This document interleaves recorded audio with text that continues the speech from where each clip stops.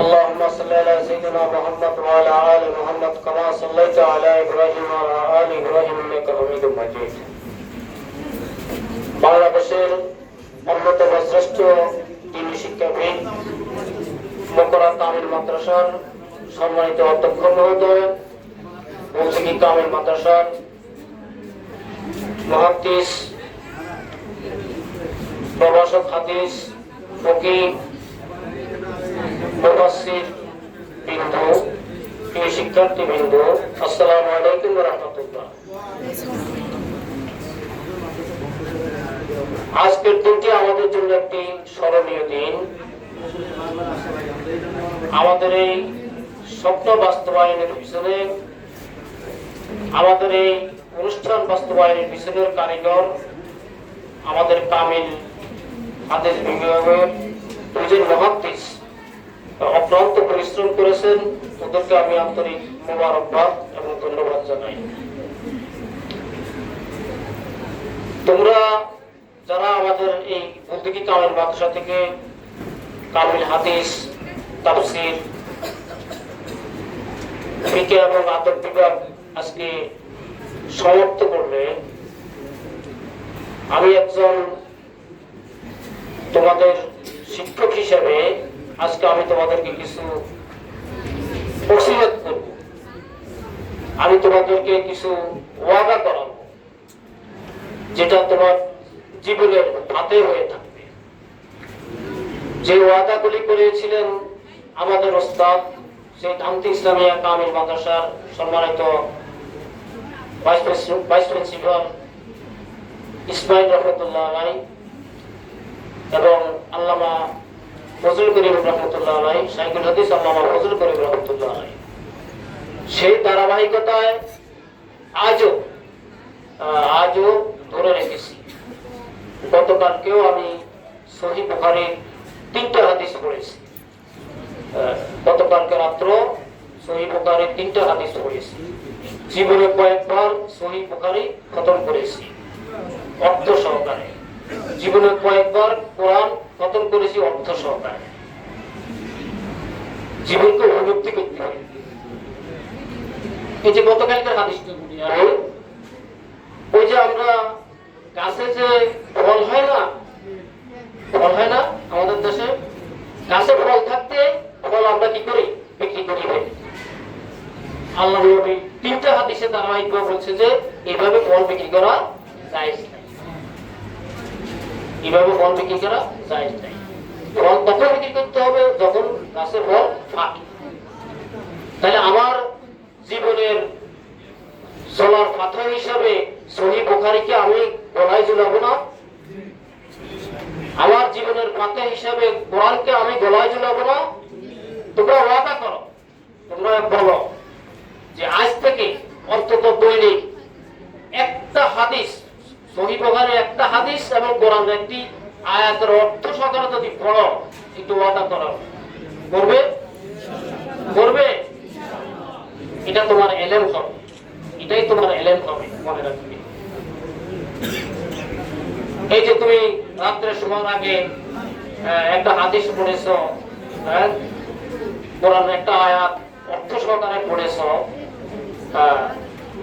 পরের দিন তোমার দিলের মধ্যে, তোমার মনের মধ্যে কোরআনের ওই আয়াতের অর্থটা তোমাকে কি করবে? রেখাপাত করবে, তোমাকে ফাহিশা কাজ থেকে বাধা দেবে। ওই যে হাদিসের যে বিষয়টা, অর্থটা তোমাকে কি করবে? তোমার মনের ভিতরে তোমাকে রেখাপাত করবে। এখন তুমি যদি কিছুই না পড়ো, এভাবে শুয়ে যাও, বা তুমি অন্তত কোরআন অর্থ সহ না পড়ো, হাদিস অর্থ সহকারে না পড়ো, তাইলে এই কামাল পাশ করে তোমার কোনো মূল্য হবে না। তুমি নামাজ না পড়তে তোমার পক্ষে হবে না। তুমি মিথ্যা কথা বলতে পক্ষে হবে না। তুমি গভীর কথা বলতে পক্ষে হবে না। এই জন্য এই আমলটা করবে, আমার এই কথাটা রাখবে। তাইলে আমরা তোমাদের শিক্ষক হিসেবে সাকসেস হতে পারব। এবং এই উসিলায় তোমরা হয়তো, এই যে আজকে আমি আমার দুইজন ওস্তাদের নাম বললাম, তোমরা আমাদেরকে স্মরণ করবে। কোনোভাবে আমার দ্বিতীয় ওসিয়ত, কোনোভাবে আল্লাহর সাথে শিরিক করবে না, কোনোভাবে। আজকে আমাদের সমাজে বিভিন্ন সিস্টেমে আল্লাহর সাথে শিরিকের পদ্ধতি আছে বিভিন্ন, আমি তার ব্যাখ্যা দিলাম না।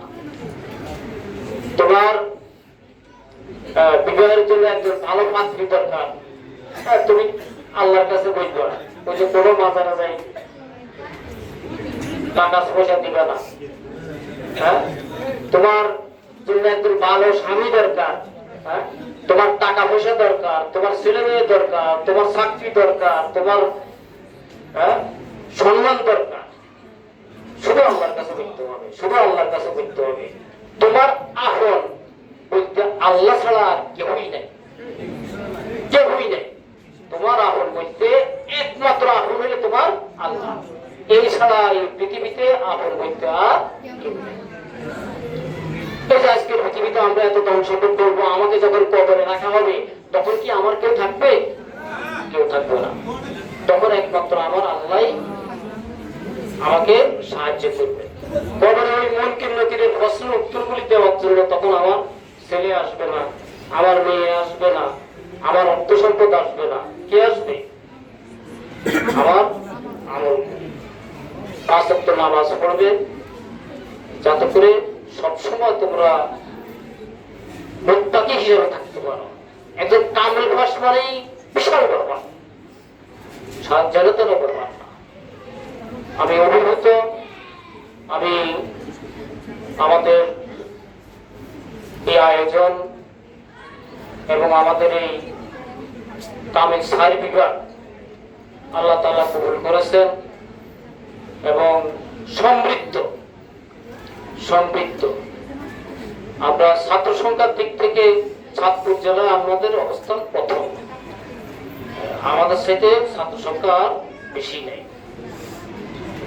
আমরা তোমাদেরকে যে বলা হয়েছে বিভিন্ন ভাবে আমরা তোমাদেরকে হয়তো টাকা পয়সা নেওয়া বা ফর্ম ফিল আপ করা, অ্যাসাইনমেন্ট নেওয়া, বাইবা নেওয়া, বিভিন্ন বিষয়ে আমাদের কথাবার্তা তোমাদের সাথে আচার আচরণে আমাদের ত্রুটি দিতে পারে।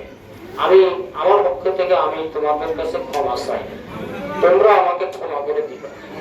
আর সর্বশেষ ওসিয়ত, যখন শুনবা এই বান্দা দুনিয়াতে আর নাই, তখন আমার মাগফিরাতের জন্য দোয়া করবা।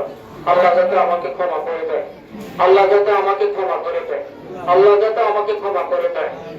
আমি আমার স্বার্থের জন্য এই মাদ্রাসাকে কামিল করি নাই, আমি এই মাদ্রাসাকে কামিল করেছি পরকালের নাজাতের উসিলা হিসেবে। আমি মনে করি তোমাদের সবাই যদি জান্নাতে যাও, আল্লাহ এই উসিলায় আমাকেও জান্নাতে নিবে। আমি এই কামনা করি, এই দোয়া করি।